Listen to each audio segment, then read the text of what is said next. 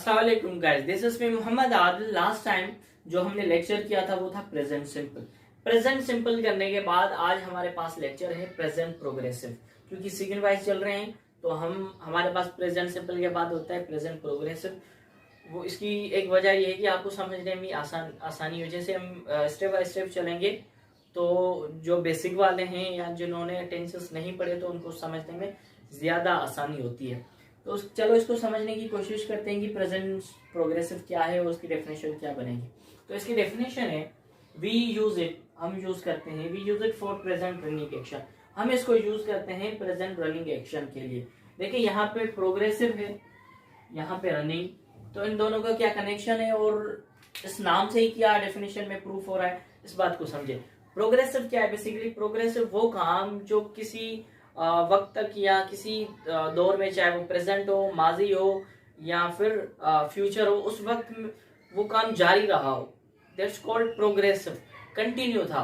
अब वो किस वक्त के लिए, कौन सा वक्त था, मखसूस था या ज्यादा देर के लिए, इस बेस में हम नहीं पढ़ने वाले। प्रोग्रेसिव की मीनिंग है वो कंटिन्यू था।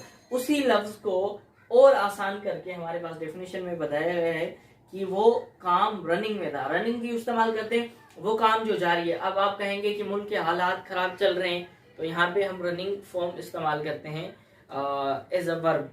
तो यहाँ पे रनिंग का मकसद है वो काम जारी है, चल रहा है। तो इसका ये मकसद हुआ कि हम इसको यूज करते हैं प्रेजेंट रनिंग एक्शन के लिए। आपके वो काम जो प्रेजेंट में चल रहे हो उनके लिए प्रेजेंट प्रोग्रेसिव इस्तेमाल किया जाता है। ये थी इसकी सिंपली तौर पे डेफिनेशन। उसके बाद फॉर्मेशन। देखिए फॉर्मेशन क्या है इसकी, तो सब्जेक्ट, उसके बाद हमारे पास है हेल्पिंग वर्ब, हेल्पिंग वर्ब के बाद हमारे पास है वर्ब की फोर्थ फॉर्म जिसे आईएनजी फॉर्म भी कहा जाता है। उसके बाद हमारे पास है ऑब्जेक्ट। ठीक है, यहां तक बात अगर समझ में आ गई तो हेल्पिंग वर्ब कौन से होंगे हमारे पास? Is, M and are.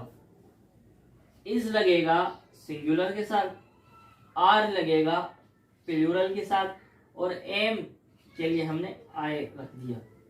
आई के साथ हमेशा एम आएगा। बाकी जो बचे कुचे हैं वो प्लूरल आर के साथ, सिंगुलर इसके साथ जोड़े जाएंगे। ठीक है, यहां तक अगर बात समझ में आ गई है तो हम आगे चलते हैं।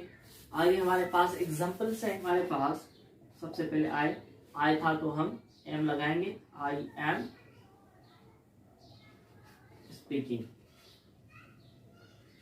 आई एम स्पीकिंग उर्दू, मैं उर्दू बोल रहा हूं। ये वो काम है जो मैं अभी प्रेजेंट में कर रहा हूं, ये प्रेजेंट में काम चल रहा है। ठीक है, मैं उर्दू बोल रहा हूं, ये एक्शन अभी हो रहा है प्रेजेंट में। तो इस टेंस का मकसद ही यही था, जो आप प्रेजेंट में काम कर रहे हो उन कामों को इंग्लिश में ट्रांसलेट करना। और वर्ब की फोर फॉर्म होगी, कोई भी वर्ब हो। जैसे ही इज, ईट है तो ईटिंग हो जाएगा। ही इज ईटिंग बिरयानी, वो बिरयानी खा रहा है, प्रेजेंट में काम चल रहा है, उसका खाना अभी हो रहा है और अभी तक चल रहा है। उसके बाद है हमारे पास प्लूरल सब्जेक्ट दे है तो हम इसके साथ हमारे पास है आर, दे के साथ आर आएगा क्योंकि दोनों प्लूरल हैं। उसके बाद वर्ब होगा, कोई भी वर्ब हो उसकी फोर्थ फॉर्म होगी